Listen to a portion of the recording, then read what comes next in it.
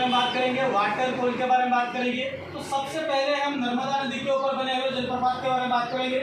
नर्मदा नदी के उद्गम स्थल से कुछ दूरी के ऊपर यहाँ पे कपिल धारा जलप्रपात बना हुआ है, और दूसरा जो हो जाएगा आपका वाघार जलप्रपात है। और ये दोनों जलप्रपात जो है इनकी जो ऊंचाई है वो मिलेगी आपको 15 मीटर है, दोनों जलप्रपात की ऊंचाई। और ये कहाँ पर है? अनूपपुर जिले में हो जाएंगे। इसके बाद जबलपुर के भेड़ा घाट में हो जाएगा यहाँ पे धुआंधार जलप्रपात है। इसकी जो ऊंचाई है वो है 18 मीटर, ठीक है, 18 मीटर। और ये नर्मदा नदी का सबसे ऊंचा है, नर्मदा नदी का सबसे ऊंचा जलप्रपात है ना, नर्मदा नदी का सबसे ऊंचा जलप्रपात हो जाएगा। और इसे 2017 में पर्यटन विभाग द्वारा सर्वश्रेष्ठ हॉलीडे अवार्ड प्रदान किया गया था 2017 में, ठीक है। बहुत अच्छी शानदार जगह है, आप घूमने फिरने जा सकते हो। मैं एक दिन पहले भी बताया, जबलपुर जब भी जाओ ना, रेलवे स्टेशन से सीधी बस मिलेगी, जा सकते हो, है ना। वहाँ पे आपको 64 योगिनी मंदिर भी दिखा देगा, नवग्रह मंदिर भी दिखा देगा, मिल जाएगा आपको। और जलप्रपात है वो भी दिख रहा है, बहुत सारी चीजें पर्यटन की देखने को मिलेगी। अच्छा, कहीं पर भी घूमने जाते हो ना, तो वहाँ पे जो पर्यटन वाली स्थान है जो एग्जाम में आने वाली, वहाँ पे वहाँ जाकर देख सकते हो। वहाँ पे आपको वास्तविक जानकारी वहाँ पे लिखा रहता है, कब बना क्या है, वो सारी जानकारी लिखी रहती है, ठीक है। तो धुआंधार जलप्रपात है। इसके बाद आगे जो आ जाएगा आपका, यहाँ पे हम खंडवा जिले में पढ़ेंगे। तो खंडवा जिले में यहाँ पे 3 जलप्रपात है, मांडर, दर्दी और मंदार। ये जो है आपका मांडर, ये नर्मदा और तवा नदी के संगम के ऊपर है। और ये क्या है? अपवाद है। क्या है? अपवाद है, कि अपवाद स्वरूप यहाँ पे लिखा गया है कि जो मांडर जलप्रपात है वो नर्मदा और तवा नदी के संगम के ऊपर है। ऐसा नहीं है, लेकिन अपवाद स्वरूप आपको याद रखना है कि जो मांडर जलप्रपात है वो नर्मदा और तवा के संगम के ऊपर है। अगला हो जाएगा यहाँ पे आपका खरगोन के महेश्वर में हो जाएगा सहस्त्रधारा जलप्रपात। खरगोन के महेश्वर में हो जाएगा आपका सहस्त्रधारा जलप्रपात यहाँ पे, ठीक है। उसके बाद गुजरात में हो जाएगा जारवानी जलप्रपात, मतलब मध्य प्रदेश का। ये नर्मदा नदी का अंतिम जलप्रपात है। कैसा है? अंतिम जलप्रपात नर्मदा नदी का कौन सा हो जाएगा? वो हो जाएगा आपका जारवानी, जो कहाँ पर है? गुजरात राज्य में हो जाएगा।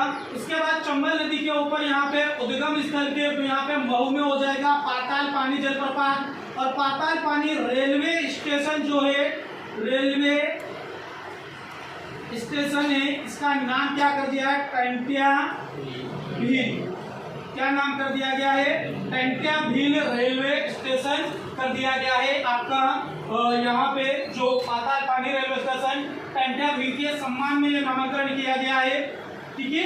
ये इसके बाद आपका इंदौर में हो जाएगा झाड़ीदार जलप्रपात, शीतला माता जलप्रपात। मंदसौर जिले में राजस्थान के कोटा, ठीक है, मंदसौर जिले और राजस्थान के कोटा दोनों जिलों की बाउंड्री के ऊपर यहाँ पे बना हुआ है चिड़िया जलप्रपात। और इसकी ऊंचाई कितनी हो जाएगी? 18 मीटर है, ठीक है। तो ये चंबल नदी का सबसे ऊंचा जलप्रपात हो जाएगा। इसके बाद आगे चलकर यहाँ पे हम देखते हैं सिंधु नदी के ऊपर यहाँ पे शिवपुरी में 3 जलप्रपात है, सुल्तानगढ़, पावा और घुराको जलप्रपात। इसके बाद दतिया में बना हुआ है आपका यहाँ पे शंकुआ का जलप्रपात, दतिया में बना हुआ है शंकुआ का जलप्रपात।